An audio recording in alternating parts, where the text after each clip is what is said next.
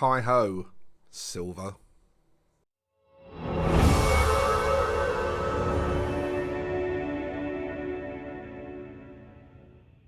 I literally just couldn't think of a good pun for the intro, so that's what you're getting. I hope you don't hate me for it. That's what you're getting.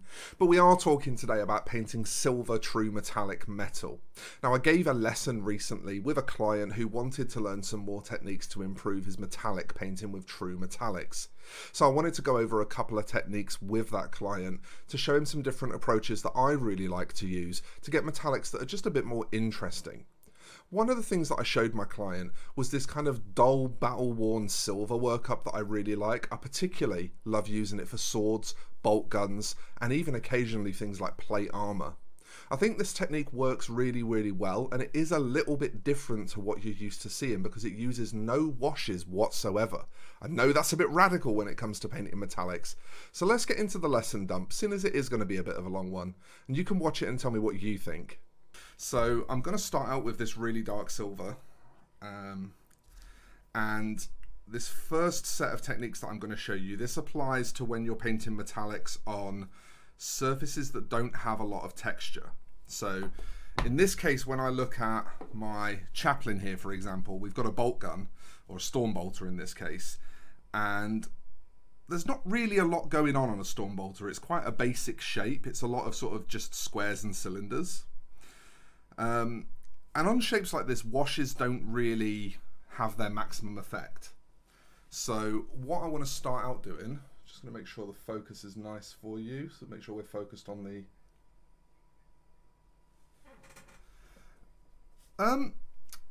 if it's a GW metallic, I'd probably add a touch of water to it. Like my P3 metallic here is, you know, it's pretty workable. You can see it moves quite nicely. But the GW ones tend to be a little bit stiffer than the P3 ones. So I'd probably give it just a touch of water. But we basically want it at like a, you know, a layer or base coat kind of consistency. The normal kind of consistency that we'd apply solid color to a miniature with. And what I'm going to start out doing is I'm going to apply this to my surfaces, but I'm going to like just leave a tiny bit of black. So like between the red and the silver here, I've just left a tiny bit of black. On the clip here, I'm just going to leave recesses. Obviously, if you do touch the recess, the easiest solution, because we're base coating in black, is just to put a black line in there and then tidy back up with your silver color. So, you know, it's not as if anything's ruined if you were to accidentally hit one of your recesses, but I've managed to get through everything on this side without that being a problem, so lucky me. And you can see that this is what I've got at the end of it. And it already looks, you know, pretty good just by having all those kind of very clear black lines on display. That's already quite a nice effect. You know, it creates a lot of contrast. And like I say, if you do have any issues leaving that black in the recess, you can just, you know, grab some black on your paintbrush, pop in a little sort of line of black to fix it, and then once that little line of black has dried, come back in with your silver color and just reinstate the silver into the area. Okay. So what I now want you to do is just grab some black paint with your and grab a bit of your dark silver, and we're going to make basically like a black silver, essentially a metallic black. So if I show you on my hand, you can see that it's a very, very dark paint, but it still has the metallic shine. Now, one of the really important things here is obviously I use matte finish black paint always. My black is never satin. If you use something like Abaddon black from Games Workshop, then you will not get the sort of matte effect. And obviously that's not,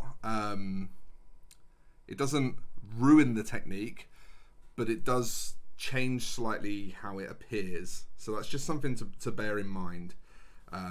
because what we're going to do now is using this matte, sort of matte metallic black, is just glaze some shadows in. So I've just thinned it right back to a glaze, and I'm just going to gently glaze some shadows in. And where we've just got black in our recesses, this glaze won't even show up properly over black, so it kind of doesn't matter if it leaks into our recesses. But what it will do is shadow this metallic. You can already see the effect it's having on the magazine of my bolter here. I've already got a distinct shadow starting to appear in these shapes. And if that shadow is matte, then we get a second degree of contrast, which is why I like to use a matte black to create that shadow. We get a second degree of contrast because we get a contrast between the shiny metallic and the matte shadow. Whereas if we use a satin paint to create that glaze, then we don't get the difference in reflectiveness present in the paint, which is, you know, again, it doesn't ruin the effect, but it does make it a bit less pronounced. When we come to the barrels of the weapon, something I want you to be really clear on is if you look at the barrel sideways on and kind of divide it into thirds. So if I just use my super zoom for a second, I'll have to be quick to show you this because it only lasts for 10 seconds on this camera. So if we sort of divide this barrel into thirds, we want all the glaze to be in the bottom third here. And that's going to help sort of create the steps of a reflection.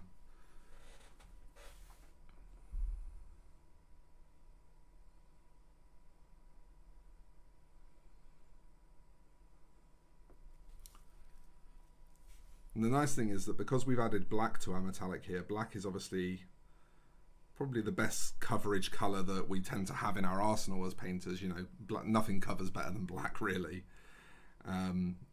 So this is a little bit faster than when we do it with the armor. It's a little bit easier to build up the glazes quickly and successfully. Main kind of big important thing with glazing is to make sure that your brush is not heavily loaded. As long as you're keeping a very light amount of paint on your brush, you will have success. I think almost every student I've taught glazing to, and glazing tends to be one of the main techniques that people come to me for lessons on, actually. But I think almost every student I've taught it to says the same thing, that they are surprised at how much they think their brush is underloaded, and then they realize that it's actually overloaded. They think there's not enough paint on the brush, and then they realize that there's actually too much. If you wanted to do this with gold metallic, you could. You would have to mix probably like a gold and a really dark brown together to create the shade glaze. But you could achieve this exact same effect with gold if you wish to. It's not something that only works for silver. What we're now going to do is grab our bright silver color. Like I say, in this case, I'm using Shining Silver from the Army Painter. I'm using that just because I've been asked to test it. I've been asked to take it for a test drive. Any bright silver, and again, mix some of your dark silver into it, and that's going to get you a medium silver. It's, you know, very elementary stuff. I'm sure you're not surprised at all that light silver plus dark silver makes medium silver. Yeah, the thicker, high viscous metallics, you'll never have an issue with your wet palette.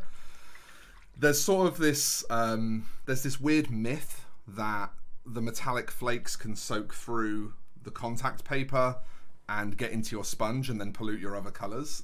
That is completely untrue.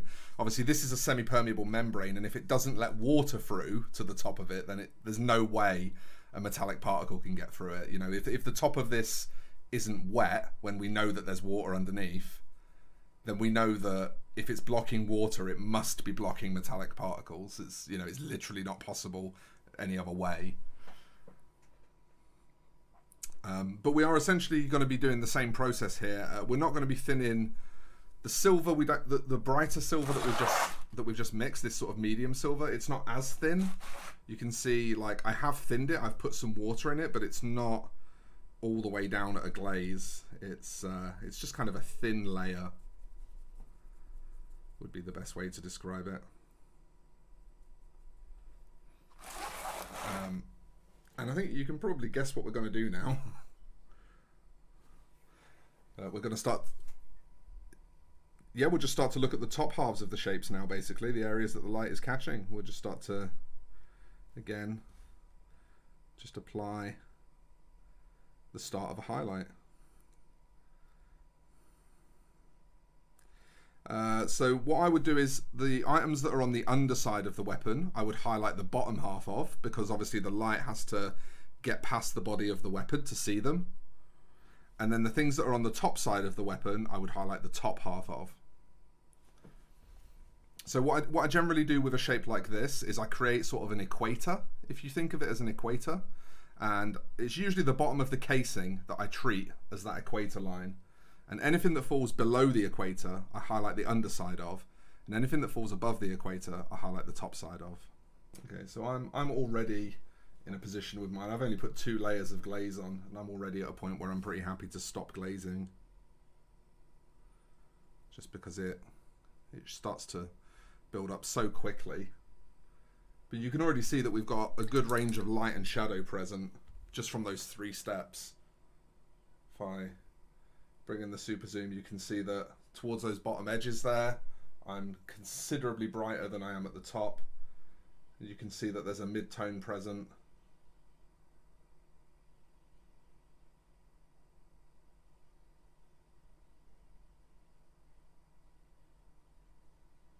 So you don't want to push it too far.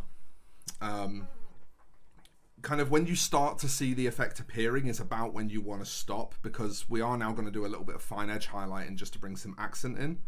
And obviously if we take the mid-tone too bright, then the edge highlight's not going to look very effective. So as soon as you can kind of see the volumes starting to look lit is kind of the moment to stop. So we want to then just add an edge highlight just to accent. And so we're going to go to our brightest silver now. To be honest, I'm gonna use this Army Painter paint here, and I think it's going to be terrible. You're probably going to have a much better time with the Viejo Chrome, but I'm going to try and struggle through with this Army Painter paint. I can see how transparent it is on its own without any other color mixed into it, and I already think I'm going to have a hard time, but I'm going to try. So we want basically just everywhere that we've already started to highlight, we just want to give it a little edge highlight to accent it.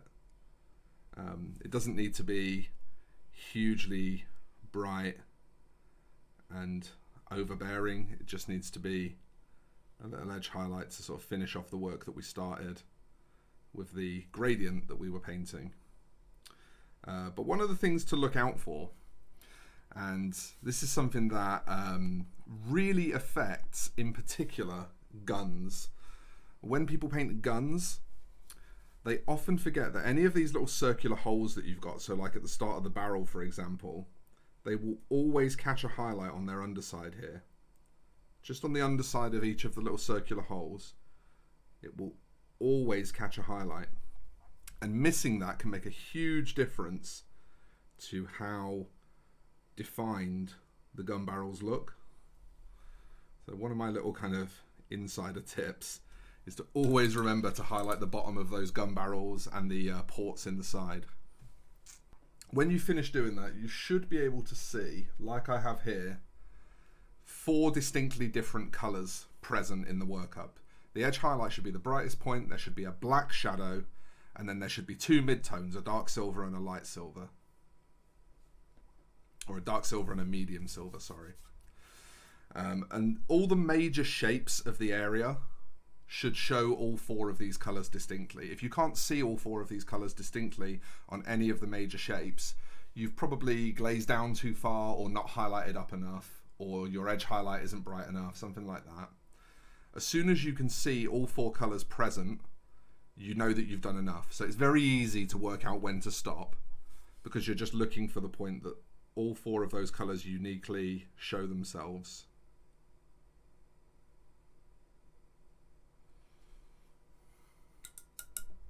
So, dull, battle-worn silvers, using no washes whatsoever, and actually kind of just treating it like normal volumetric painting. Interesting, right? A little bit different, not something you'd perhaps expect or see every day in the context of miniature painting, but I think a really effective way to approach the problem. So if you like that and you think it's an interesting way to paint metallics, or if you've got any examples of you doing similar, get at me in the comments or by social media. Let me see your work. Let's talk about it. If you like the video, you can of course hit that thumbs up button, and you can subscribe to the channel to enable notifications to stay up to date on what I'm doing here on YouTube. I do also have a Patreon, which you can use to support the channel by pledging as little as $1 a month, as I take this into being my full-time job. There's links to that in the description too. So for now, I'm going to get out of here. I hope that you enjoyed this one, folks. I'll see you in the next one.